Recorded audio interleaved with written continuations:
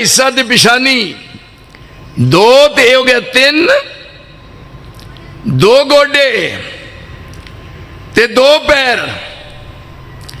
रब दे रसूल दी जुबान चो निकली बात, अगर मेरी बात नू गलत करे या हवाले च फर्क आए, ऐडी बात कर रहे हैं अगर हवाले च गलती होवे या मेरी बात पाया सबूत तक ना पहुंचे, मेरे असले च फर्क है जो मैं उस मौलवी नू 1 लाख का चेक इनाम ना दिया।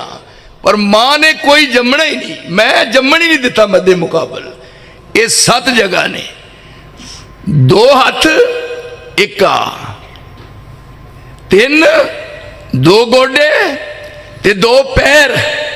एक किदे अगे चुकने ने? सिर्फ रब अगे, सिर्फ रब अगे। जदों सजदा करना है ते रहमान अगे करना है। किथे सिर चुकाना है, किथे गोडे रगड़ना है? बदबख्ता दे बदनसीबा, वो जो करवट बदलना नहीं जानते हैं उन्हें आप हाजत रवा मानते हैं।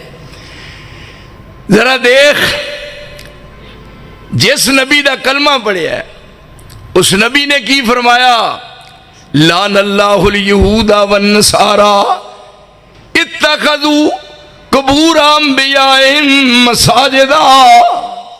अल्लाह यहूदियां दे लानत करे, ईसाइयां दे लानत करे, उन्हां